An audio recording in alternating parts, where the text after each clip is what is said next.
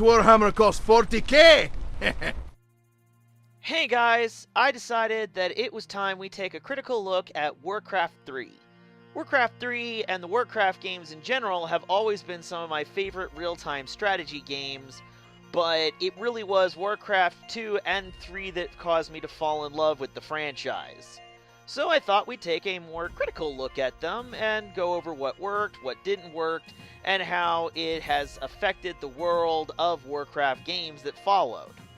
And it has absolutely nothing to do with the fact that they're coming out with a revamped version of the game that I'll most likely be taking a look at some point in the near future, and I'm hoping to get some clickbait from. Yeah, no, that's just ridiculous. I'd never try and chase trends like that. Please follow my videos, I need the money. Warcraft 3 follows up on the events of Warcraft 1 and 2, during which an army of orcs used a magical portal to invade from another world into the world of Azeroth. An alliance of elves, dwarves, and men rose against them and ultimately defeated the orcs and closed the portal, which ended up trapping the orcs in the world of Azeroth. The alliance, not wanting to commit wholesale genocide, instead decided to place them into internment camps. However, that goes about as well as it always does. The descendant of one of the orcish war chiefs, Thrall, now picks up the title and seeks to unify his people. But as someone reveals to him in a nightmare, or maybe a foretelling of the future, there's only chaos coming to this world, and the orcs must be ready for it, or they will be truly destroyed. After waking up, Thrall seeks answers, only to be greeted by a talking raven who tells him that there are answers to be found in the wilderness, and to seek him out. This person is the Prophet, and a semi-unifying theme between the three main heroes of the campaign. Warcraft 3's interface is pretty standard for most RTSs, but I do have to say on a personal note, I very much appreciated the fact that Blizzard took the time to include voiced instructions as well as text boxes for anybody who was picking up the tutorial. Since I'm dyslexic, this was very much appreciated, especially as a kid when reading was even harder than it is for me now. One of the more impressive innovations of Warcraft 3 was giving you hero units with unique and distinct powers. Up until this point, you did have hero units, but they were basically just tankier versions of existing units. Something else they included with Warcraft 3 was heroes were able to pick up items and use them in combat, to improve their overall abilities, or just to heal themselves in the middle of combat. Something I also find amusing is later they made the Horde the inclusive group that took in all outsiders, but here we can see Thrall being incredibly racist to forest trolls. I just found that very funny.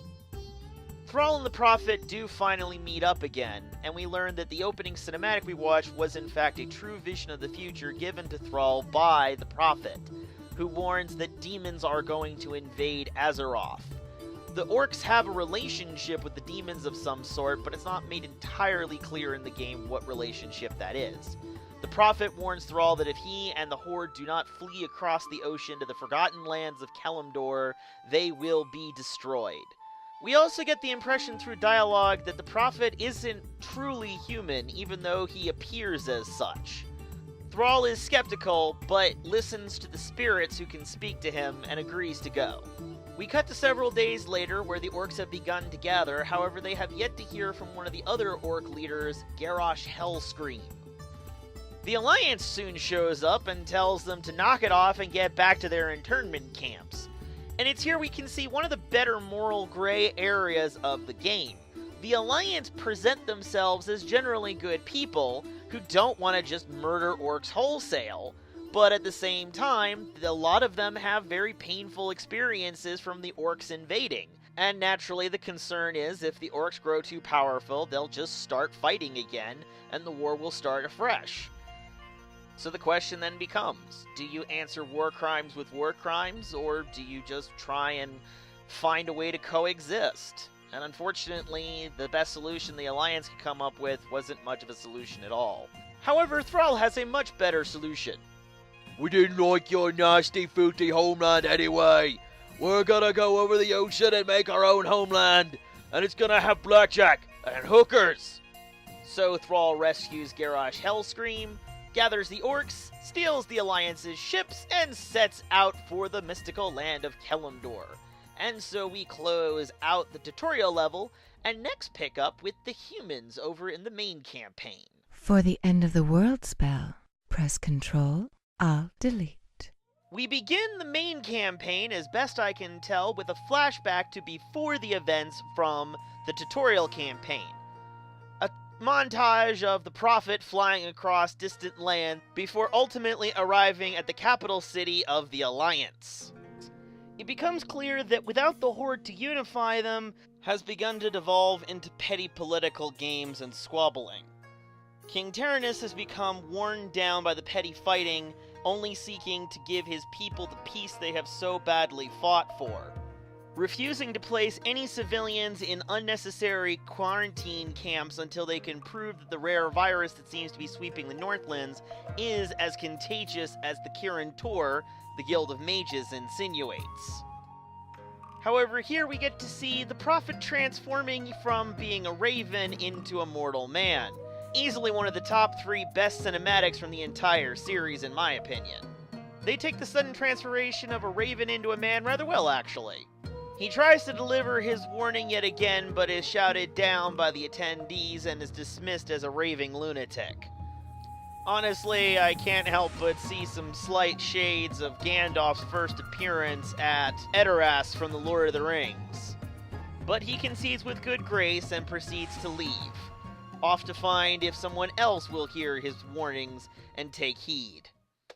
Once we get into gameplay proper, we're finally allowed to meet our focus viewpoint character for the first act of the campaign, Arthas Mennefield, Crown Prince of the King and future heir to the throne of the Alliance and Lordaeron, as well as his mentor and being a paladin, Uther.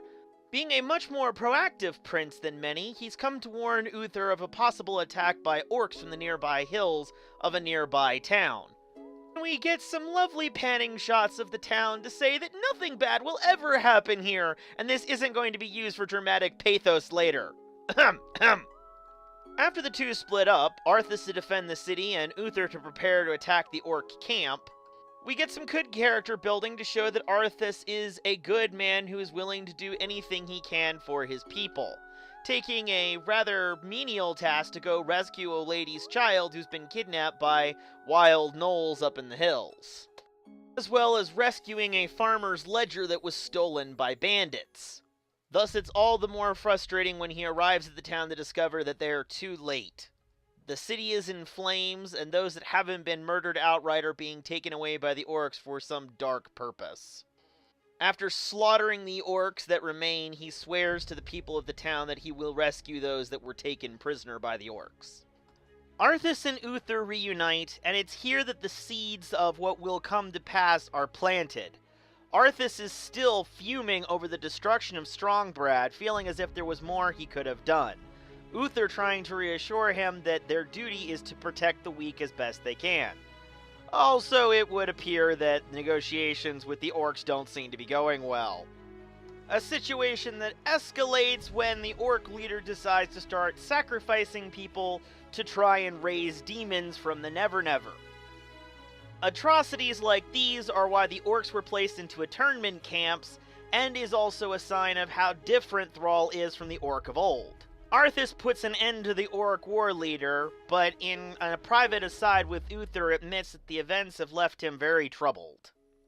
We later catch up with the Prophet sometime after the initial pitch to the Alliance, speaking with the leader of the Kirin Tor, the organization of mages. The Archmage, like the King of Lordaeron, dismisses his claims out of hand, but the meeting is observed by the Archmage's apprentice, Jaina Proudmoore. She's much more receptive and intrigued by the Prophet's words, but is told to put them out of her mind, especially since there's situations developing that she needs to deal with. The Archmage of the Kirin Tor tasks her with finding answers to the mysterious illness that seems to be sweeping further portions of the kingdom. To assist her in this, Arthas has been asked by his father to provide aggressive investigative assistance. Although, as we see in the cutscene, Jaina Proudmoore is not one to be messed with and is quite capable as a wizard on her own. Arthas and Jaina reunite as old friends, and we even get a little bit of flirting between them, implying that they've been close for some time.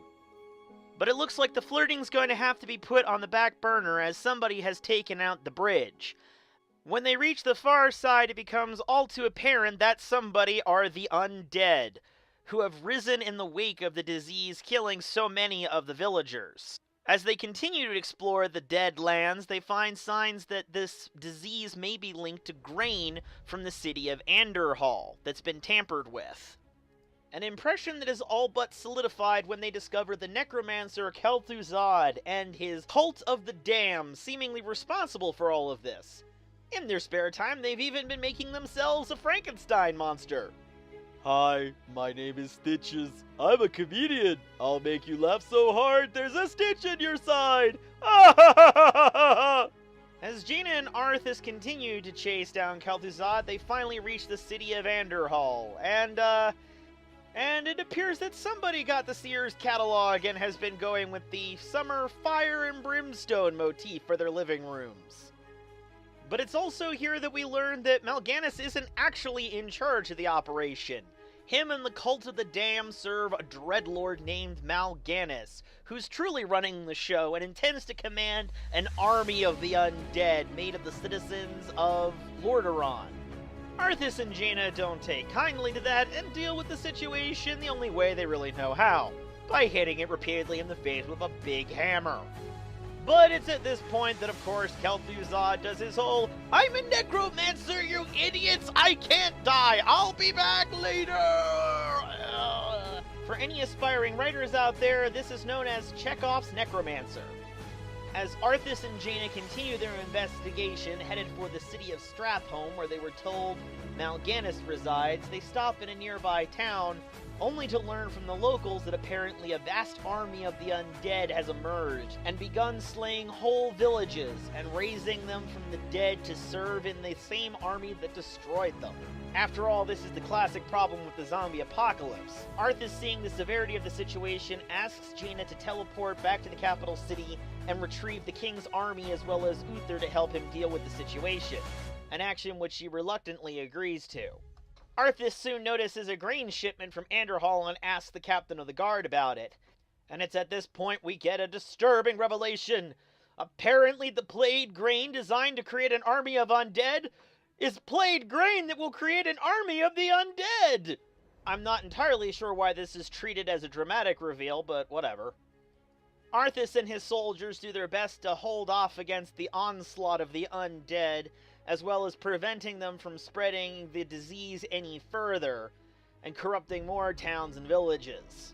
But in the end, the true might of the undead arrives like a sweeping wave to destroy the living. Arthas and his men are forced to the very brink of despair before Uther arrives with the literal cavalry. After the battle is won and the undead have been driven off, Uther and Arthur discuss the situation. It seems that Arthas has grown more and more frustrated with the fact that people are dying and there seems very little he can do to stop it. Every death has begun to weigh on his conscience, and decides that the only solution is to destroy the leader of the undead host, Mal'Ganis himself, and sets out on his own to do so. But on the long, winding road to Mal'Ganis, Arthas is stopped by the prophet, who tries to warn him that this is already a lost cause, and abandoning Lordaeron with what few people he can is a better option than trying to stop the undead, for every step he takes along that path will only lead him further and further from his ultimate goal. But like most of the rest of the Alliance, Arthas dismisses his warning out of hand, thinking his only hope is to stay here and try and defend his people. As the prophet takes off for parts unknown, we can see that Jaina has also been listening in on this conversation, and has begun to believe the prophet's word, but her loyalty to Arthas is so strong that she will follow him to face Mal'Ganis. Arthas and Uther reunite outside the city of Stratholme, Uther asking Arthur what his plan is. Arthas states that the plague grain has already been distributed to the people of the city, and it's no telling how long until they will begin dropping like flies and raising themselves up as members of the undead. And Arthas vows that he will not let a single innocent person be slain by the undead. So instead he orders Uther and all of his knights to murder everybody to make sure that none of the undead escape. I mean, you can't make an omelet without committing genocide, am I right? Am I right? Uther tells Arthas he's gone too far, and even Jaina refuses to be a part of this despite her strong loyalty to her longtime friend. And with what few allies Arthas had gone, he begins to set about destroying the city. As Arthas goes around murdering the people of his city, we finally meet the titular Mal'Ganis, and oh my goodness is he awesome!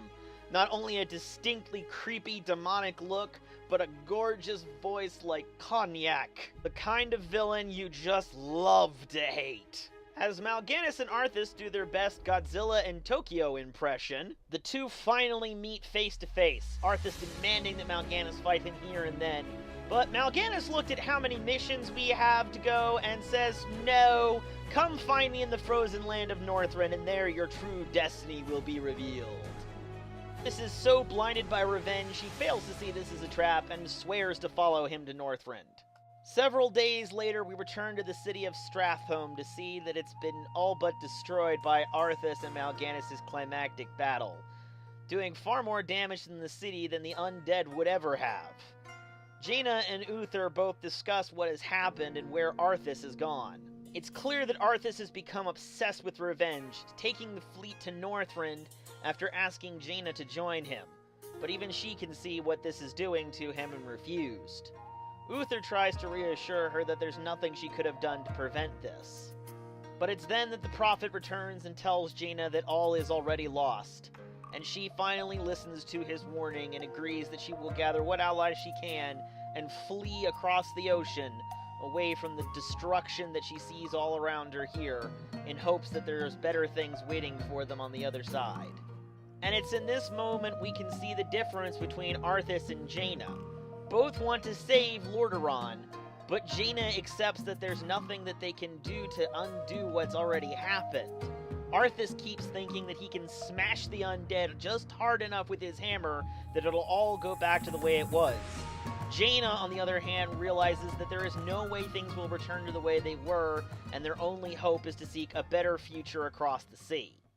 Meanwhile, Arthas has finally arrived in Northrend, and I gotta say, it's actually quite lovely. I mean, I wouldn't want a summer home here or anything, but the trees are quite nice. However, Arthas has been driven all but mad with his obsession to destroy Mal'Ganis, all but impervious to the effects of the Arctic winds, merely interested in building a base and beginning the hunt. A situation which only gets more complicated when they're attacked by dwarves from Lordaeron. The dwarves are led by Muradin Bronzebeard, a longtime friend of Arthas, who begs him for assistance in finding his fellow comrades that have been split up by the undead menace here in Northrend. Arthas tries to find out what the dwarves are even doing here, but Muradin refuses to tell him until after his people are safe. Arthas' solution? Just hit it repeatedly with a great big hammer, because that's worked so well in the past. Later, after the dust settles, Arthas and Muradin discuss their quest. Apparently, the dwarves have come seeking a lost rune blade known as Frostmourne, an arcane blade with great power. Arthas instantly latches onto the idea that it can be used to slay Mal'Ganis, and orders a base constructed on the remnants of an outpost of Mal'Ganis' that they've destroyed. It's no decimation and salting the ground approach, but hey, it works. A few weeks later, the outpost is reached by an emissary from Lordaeron who informs the captain of the guard that Arthas' expedition to Lordaeron has been recalled by Uther's orders, and that the men are to return home at once. The undead, however, infest the way back to their ship, so Arthas' men decide to cut their way through the nearby forest to the coast. When Arthas returns and learns of the situation and his men's eagerness to return home, he goes completely off the deep end, vowing to destroy the ships rather than allow his men to return home and thwart him of his revenge. Muradin seems a little skeptical of this, but is willing to go along with it, trusting his friend's judgment. So Arthas and Muradin contract some mercenaries to help them destroy the ships, and then they go about burning their only ways home. Because yeah, this makes total sense. We'll just keep doing this again, and again, and again. Because that's a totally sane thing to do, right?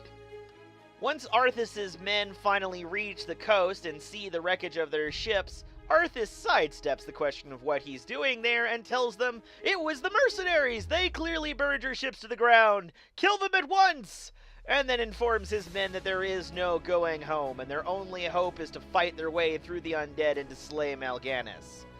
And yeah, this is the point where Arthas completely stops being redeemable in any way, shape, or form. Myrddin later chastises Arthas for murdering the mercenaries who fought for them. Now, look, I get this is supposed to be showing how honorable Myrddin is and all, but seriously, man, the guy is off the deep end. That's what you're going to draw the line at? Not stranding his men here, but murdering mercenaries. That's where you draw the line. Mal'Ganis arrives and basically says, I'm going to eat you and all of your men because I'm bored now, and it's the climax of the game. So Arthas and Myrddin proceed to charge headlong into the vault where they believe Frostmourne is hidden, in hopes that if they can find it, it will help them turn the tide of battle. After fighting his way through a number of obstacles, including a guardian of the tomb, Arthas and Myrddin finally find the blade Frostmourne, only to discover that it's a cursed blade. Myrddin tells Arthas to turn back, but it's here that Arthas finally admits to himself that his revenge against Mal'Ganis is all that matters to him. And in that moment, Arthas offers to pay any price necessary to possess the blade, and decides the only way to defeat Mal'Ganis is to hit him with a really big sword. I guess the running joke is over now. I'm kind of sad. So with Myrddin dead and cheat codes enabled, Arthas and his men fight his way to Mal'Ganis. Arthas and Mal'Ganis meet at last, and Mal'Ganis informs Arthas that his transformation has become complete. He now is a servant of the Dark Blade Frostmourne and its fearsome master, the Lich King. Again, another villain we're just now being introduced to. And in what is honestly kind of a lame defeat of a final boss monster, Arthas just murders Mal'Ganis and wanders off into the frozen wasteland. Sometime later, Arthas is returned home with his victory over Mal'Ganis and tells his father of the good news. But there's something distinctly different about Arthas. I can't quite put my finger on what it is, though.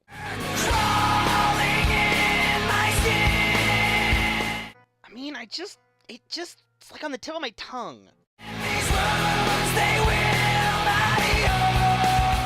Did he maybe do something new with his hair?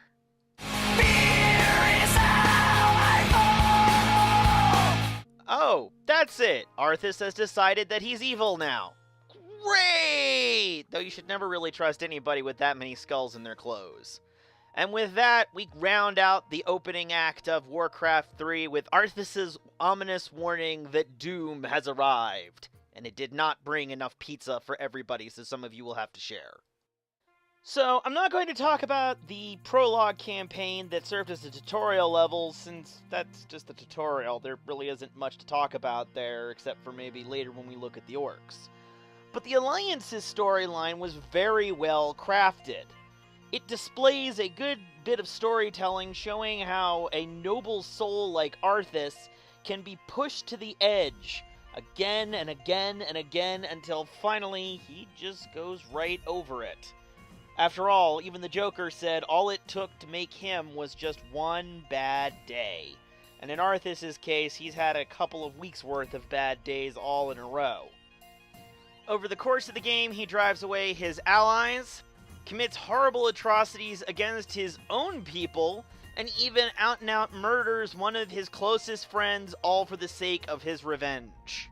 You know, as I go through and summarize this feels kind of familiar. A story of a young, naive hero who sets off on a quest to save the world, ends up betraying his mentor and father figure, and ultimately becomes the very thing which he hated and swore to destroy. But honestly, I'm drawing a blank on what that could possibly be similar to. Gameplay-wise, the humans are pretty much like they've always been, although with the interesting, unique mechanic that peasants can work together to construct buildings faster, similar to the Age of Empires games. Well, with that, we're going to end here and skip to the next part of the story campaign in Act 2, where we get to play as one of the two unique to this game factions, the Undead. Yeah, the guys you just spent the last couple of hours killing, now you get to be them. And oh boy, it's gonna get dark. And weird. Victory for Lordaeron!